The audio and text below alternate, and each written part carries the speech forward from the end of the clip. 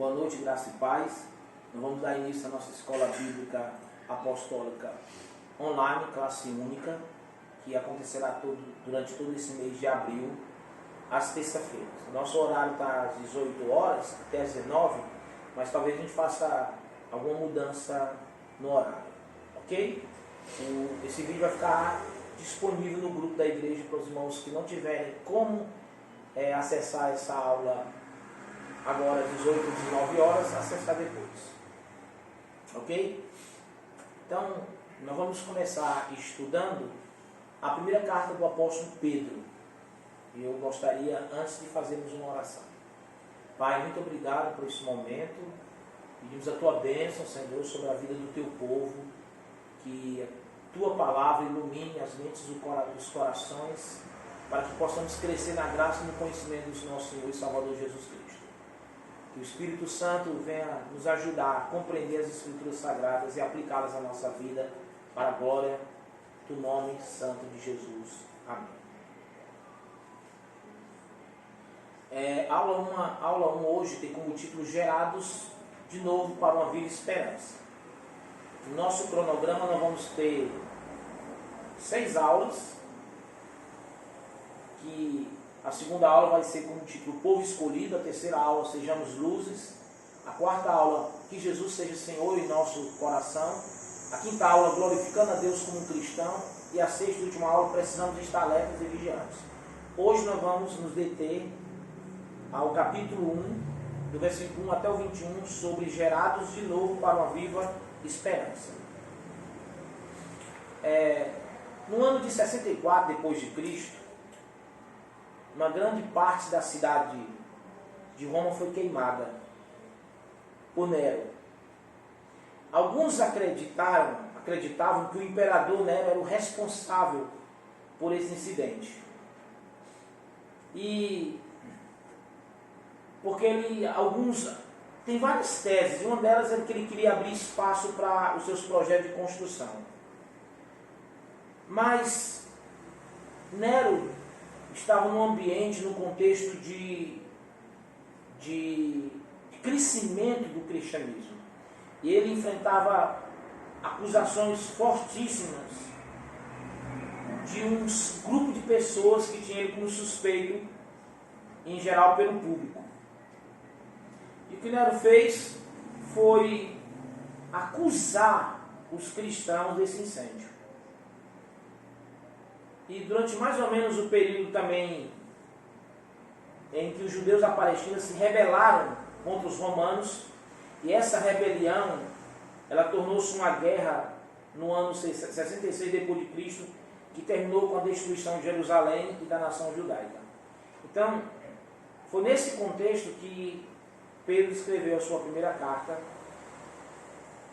quando os cristãos estavam sendo terrivelmente perseguidos. Ambos os eventos, tanto o incêndio por grande parte da cidade de Roma, como também essa rebelião no ano de 66, esses eventos resultaram na perseguição dos cristãos.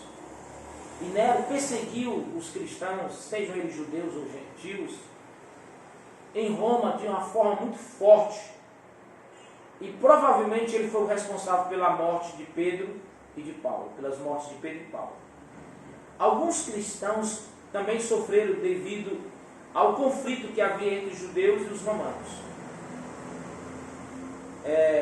O apóstolo Pedro, irmãos, o conteúdo dessa carta, da primeira carta do apóstolo Pedro, é muito interessante. Eu queria que vocês prestassem atenção também nos slides, que o apóstolo Pedro, ele escreveu a sua primeira carta durante esse período de perseguição. E ele entendia, o apóstolo, que muitos cristãos enfrentariam severa perseguição. Por isso, o propósito do apóstolo Pedro aqui era advertir os seus leitores contra a tribulação iminente que surgiria contra os cristãos daquela época e também encorajá-los a permanecerem fiéis durante esses tempos difíceis de perseguição. O que Pedro poderia escrever àqueles cristãos daquela época, que também serve para nós hoje? Aqueles cristãos, segundo o versículo 1, o apóstolo Pedro mostrando aqui os cumprimentos e o destinatário da carta, no versículo 1 e 2, ele diz: Pedro, apóstolo de Jesus Cristo, aos eleitos, peregrinos da dispersão no Ponto, Galácia, Capadócia, Ásia e Bitínia, eleitos segundo a presciência de Deus Pai, pela santificação do Espírito, para a obediência e aspersão do sangue de Jesus Cristo, graça e paz vos sejam multiplicadas. Então, o apóstolo Pedro escreveu àqueles cristãos que estavam espalhados através da Ásia Menor, para que eles fossem capacitados a suportar essa feroz tempestade de perseguição. Então, o conteúdo da carta de Pedro está aí. Pedro, então, ele decidiu começar salientando as bênçãos espirituais desfrutada pelos seus eleitores, tá? A partir do versículo 3 até o 12. A gente vai estar pontuando alguns versículos que consideramos importantes para a nossa aula de hoje. Então, a primeira bênção espiritual desfrutada pelos seus leitores, que faz parte do conteúdo dessa carta, é que eles tinham renascido através do batismo para uma viva esperança. Isso, ou seja, uma herança celestial que Pedro descreve nos seguintes termos que ele usa, que é incorruptível, sem mácula e inacessível. São esses termos que Pedro enfatiza, porque não há nada neste mundo comparável ao esplendor do céu. Então, a primeira bênção importante foi exatamente o renascimento espiritual. Foi confirmado pelo batismo para uma viva esperança. Então, Pedro enfatiza exatamente isso no versículo 3 até o versículo 4, quando ele diz assim: bendito seja o Deus e Pai de nosso Senhor Jesus Cristo, que nos regenerou, ou seja, que nos salvou, que nos fez nascer de novo para uma viva esperança, segundo a sua grande misericórdia, através de quê? Pela ressurreição de Jesus Cristo dentre os mortos. Ora, Cristo morreu, ele também ressuscitou, porque se ele não tivesse ressuscitado, como Paulo diz, seria vã a nossa fé, seria vã a nossa pregação, seria vã o nosso ensino. Vã o nosso ensino. Então, pela ressurreição de Jesus Cristo dentre os mortos, para quê? Para uma herança incorruptível, incontaminável, inacessível, reservada nos céus para vós. Então tudo isso já estava preparado por Deus para a sua igreja, para o seu povo, para os eleitos. Povo esse pelo qual o Senhor morreu e pelo qual o Senhor enviou Jesus Cristo, Deus Pai, para morrer na cruz pelos pecados. Desculpa. Então, nós podemos ver também que o segundo ponto da carta, do conteúdo da carta de Pedro, é que era o privilégio, certo? Pedro destaca aqui o privilégio especial de seus leitores, observando a salvação que eles receberiam na revelação de Jesus Cristo. A salvação que eles receberiam na revelação de Jesus Cristo. O texto do versículo 5, depois a gente pula para o versículo 9, diz assim: que sois protegidos pelo poder de Deus mediante a fé para a salvação preparada para se revelar no último tempo, alcançando o objetivo da vossa fé, a salvação da vossa alma. Então esse era a segunda bênção espiritual desfrutada pelos os leitores e desfrutada por nós que cremos no Senhor Jesus Cristo, que recebemos a salvação pela graça de Deus, que é exatamente a salvação, né? Na revelação de Jesus Cristo, na manifestação de Jesus. É aquilo que João fala no capítulo 1, e o verbo se fez carne e habitou entre nós. E vimos a sua glória, como a glória do unigênito do Pai, cheio de graça e verdade. Então, exatamente essa salvação, esse que é a grande bênção espiritual que nós desfrutamos juntamente com os leitores daquela época, com os irmãos perseguidos. Porque muitos deles morreram, o próprio Pedro morreu por causa do testemunho da sua fé, o apóstolo Paulo, né? E segundo a história, né? A tradição diz que Pedro pediu para ser crucificado de cabeça para baixo, porque não era digno de morrer como Jesus foi crucificado. A tradição fala sobre isso. Então, a primeira bênção é o renascimento, né, através do batismo, que é uma confirmação. Depois nós temos a salvação que eles receberam na revelação de Jesus Cristo. E por último,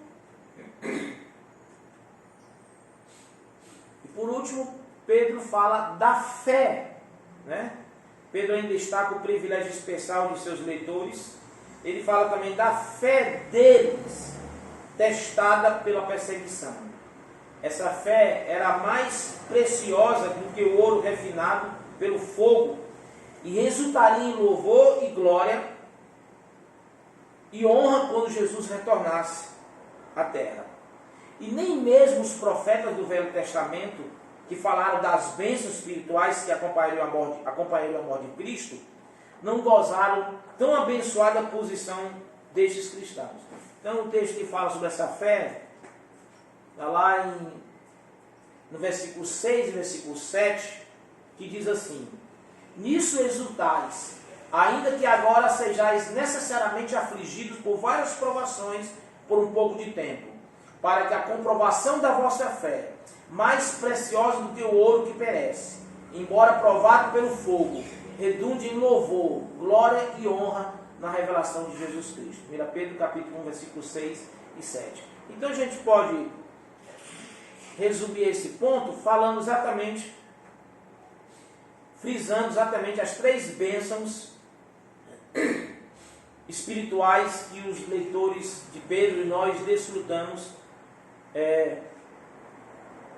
oferecidas pelo Senhor em meio às perseguições, em meio às tribulações da vida, que é o renascimento, ok? Através do batismo, que é a salvação recebida através da manifestação do Senhor Jesus Cristo, e também pela fé que eles receberam, fé essa testada e aprovada pela perseguição. Queria só enfatizar que o texto de 1 Pedro capítulo 1, versículo 6, versículo 7 diz: para que a comprovação da vossa fé, mais preciosa que o ouro que perece, embora provada pelo fogo de quê? Da perseguição, da tribulação.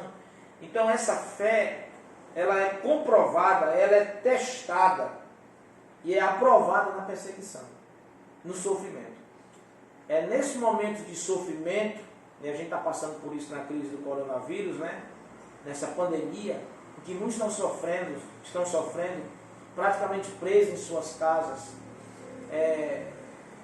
notícias, fake news, várias situações, ninguém sabe quem fala a verdade, são notícias de todo lado, e a gente já falou sobre isso em outras ocasiões. É nesse momento, e em outros momentos também, de ver um familiar doente, de ver pessoas morrendo. A igreja passou por isso nos tempos primitivos. Passou por perseguições onde os cristãos eram jogados nas arenas para ser comidos pelos leões. Onde crianças, mulheres, senhores, pessoas idosas e jovens, por causa da sua fé, tiveram que enfrentar a morte. Por isso que Pedro escreve essa carta, para mostrar que essa fé que está sendo provada, que sendo testada, ela é mais preciosa do que o ouro que perece. E mesmo que seja provado pelo fogo, essa fé ela vai nos trazer benefícios poderosos, tremendos. O resultado dela é o louvor, é a glória, é a honra na revelação de Jesus Cristo. Nós seremos honrados pelo Senhor Jesus Cristo, por permanecermos fiéis a Ele, mesmo diante da tribulação, mesmo diante da morte.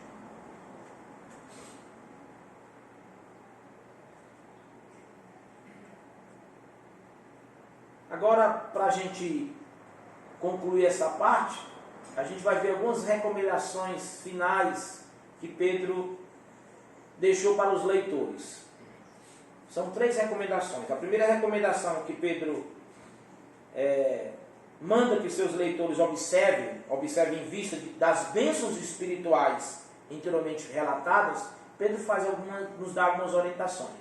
A primeira recomendação é: preparem suas mentes e esperem a graça que receberão no futuro. Certo? Essa é a primeira recomendação. Está no versículo 13, a gente vai ler aqui rapidamente, e diz assim: portanto, cingindo os lombos do vosso entendimento, sede sóbrios e esperai inteiramente na graça que vos ofereceu na revelação de Jesus Cristo. Então, nós temos que esperar, nós temos que ter paciência, temos que preparar a nossa mente, não alimentando ela de lixo, não entrando em pânico, não deixando que a perseguição, a tribulação venha nos abater. Pelo contrário, devemos estar firmes, devemos preparar as nossas mentes, alimentar nossas mentes com a palavra de Deus, com a presença de Deus, através de uma vida devocional, do estudo das Escrituras, através da meditação, do louvor, da adoração, da oração. Então nós precisamos preparar nossas mentes e esperar na graça do Senhor Jesus Cristo. Essa graça que nós vamos receber no futuro, onde seremos totalmente libertos. Um dia na eternidade, irmãos. Choro não haverá, morte não haverá, doença não haverá, tristeza não haverá. A glória que está reservada para nós será uma glória inexplicável. Será uma glória abundante, uma esperança tremenda, maravilhosa. Louvado seja o nome de Jesus. Então, prepare as suas mentes e espere a graça que receberão no futuro. A segunda recomendação de Pedro está no versículo 14 ao 19. Busque a santidade através da obediência. Não é só preparar a nossa mente, muito bem, esperar a graça, mas a gente deve fazer um esforço. Devemos praticar a disciplina da santidade. Buscar a santidade através da obediência. O versículo 15 diz: mas como é santo aquele que vos chamou, sede vós também santos em toda a vossa maneira de viver, ou em todo o vosso procedimento, de acordo com algumas versões. Versículo 16: porque está escrito, sede santos, porque eu sou santo. Então, essa é a segunda recomendação do apóstolo Pedro para os seus leitores, para nós, hoje também, igreja do Senhor Jesus Cristo. Buscar a santidade através da obediência. Obediência ao quê? A palavra de Deus. Obediência às Escrituras. Obediência ao Espírito Santo. Obediência à verdade do Evangelho. E a terceira e última recomendação está no versículo 21, que diz: e por ele credes em Deus, que o ressuscitou dentre os mortos, e lhe deu glória para que a vossa fé e esperança estivessem em Deus. Nós precisamos nos alimentar, precisamos acreditar e colocar a nossa fé na esperança cristã, da glória que repousa no fato de que Deus ressuscitou Jesus dos mortos. Nós precisamos crer nisso, colocar toda a nossa confiança, crer na esperança cristã da glória de Deus, essa esperança que repousa na ressurreição de Jesus dentre os mortos. Jesus ressuscitou, então nós temos esperança que também vamos ressuscitar com Ele. A morte não é o fim. Para aqueles que creem em Cristo, para os eleitos, para a igreja do Senhor Jesus Cristo, a morte não é o fim. Ela é uma passagem para uma vida melhor. Para aqueles que creem em Cristo. Para aqueles que não creem em Cristo, para aqueles que não têm a salvação garantida, para aqueles que ainda vivem na obscuridade dos seus pensamentos, dos seus pecados, a oportunidade agora é essa, de você entregar a sua vida a Cristo. submeter a sua vida ao senhorio de Jesus Cristo e receber a salvação eterna de Deus e confessar a Cristo como Senhor e Salvador da sua vida. Esses sim poderão ter esperança, que mesmo que essa vida termine, mesmo que a morte venha, um dia nós vamos viver eternamente ao lado do Pai, ao lado de Jesus Cristo, na presença do seu Pai. Então, nós temos essa esperança, a esperança que nunca morre. Tem, para a gente terminar, algumas perguntas para estudo que eu queria deixar, e a gente vai perguntando e vai também respondendo. Eu queria que vocês ficassem sintonizados aí nessas perguntas. A primeira pergunta é essa: por que Nero perseguiu os cristãos? Queria que vocês pensassem sobre isso. Por que Nero perseguiu os cristãos? A segunda pergunta é: por que Pedro escreveu sua primeira epístola? Por que ele escreveu essa epístola que nós estamos iniciando aqui? Ok?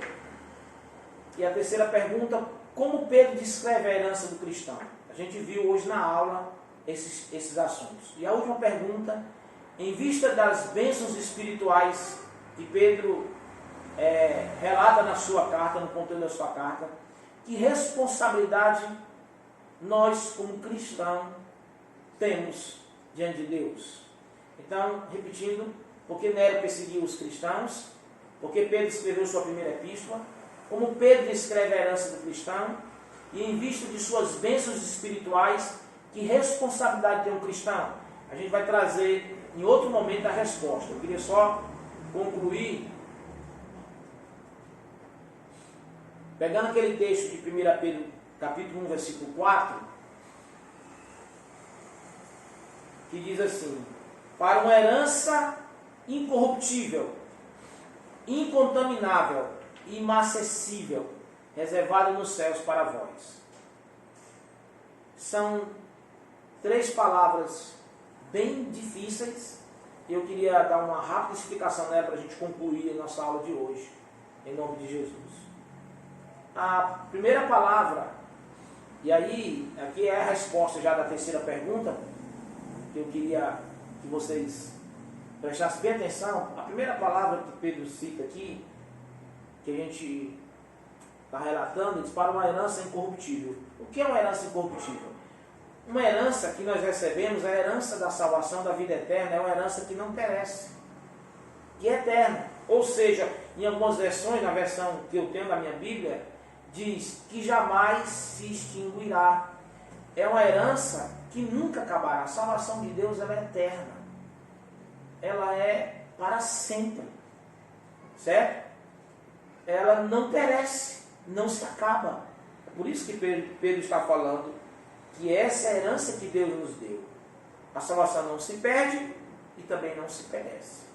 A segunda expressão que Pedro usa é incontaminável, uma herança incontaminável.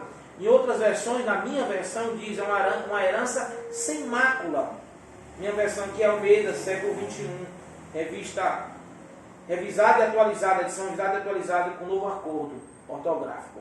Então, herança incontaminável, sem mácula, é uma herança pura, que jamais será desonrada, certo? Ninguém pode desonrar essa herança, ninguém pode macular essa herança. A salvação de Deus, ela além de ser eterna, diz que não se acaba, ela também é pura, ela não se contamina, é uma herança santa, é uma salvação santa, é a vida eterna que Deus deu aos seus filhos. E por último, ele usa uma expressão bastante difícil, que é inacessível, que em outras palavras significa que não se altera, é uma herança inalterável, não há sombra nem variação. Essa herança nunca perderá o seu valor. É isso que Pedro está dizendo na sua carta, que a nossa herança não perece, é eterna, jamais se acaba, que ela não se contamina, ela é pura, não pode ser desonrada, que ela é inalterável, ou seja, nunca perderá o seu valor. Essa é a nossa salvação, é a nossa herança. Eu gostaria de concluir, na verdade esse texto nem existe de Apocalipse 22, 17, eles consideram que é de outro slide, mas eu gostaria de concluir afirmando essas palavras. Deus não nos escolhe por algum mérito nosso, mas sim através de um ato livre, espontâneo, gracioso e amoroso de sua parte, em concordância com a sua presciência. Então a gente está falando sobre eleição e presciência. O versículo 2 do capítulo 1 de 1 Pedro diz: eleitos segundo a presciência de Deus Pai. Se a gente for definir essas duas expressões, eleição e presciência, nós temos aí essa definição. Eleição é que Deus elege o homem, o capacita para crer nele e para ter fé nele. Não é o homem quem escolhe a Deus, mas é Deus quem escolhe o homem. Em João 15,16 nós temos um texto que diz assim: não foste vós que me escolhestes, pelo contrário, eu vos escolhi e vos designei a ir e dar fruto, e fruto que permaneça, a fim de que o Pai vos conceda tudo quanto lhe pedis em meu nome. Então, preste atenção que o apóstolo João, o apóstolo amado de Jesus, está falando. Não foste vós que me escolhestes. Não foste vós que me escolhestes. Pelo contrário, eu vos escolhi e vos designei a ir e dar fruto, e o vosso fruto permaneça. Então, eleição é exatamente isso. É Deus escolhendo o homem, não o homem escolhendo Deus. Na verdade, quando a gente fala que você deve aceitar Jesus, é uma força de expressão.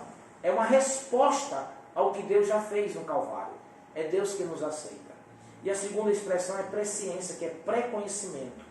Versículo 2 diz que nós fomos eleitos segundo a presciência de Deus. Ok? Que é um pré-conhecimento de Deus. Deus já sabe, antes mesmo de aceitarmos ou de crermos. Ok?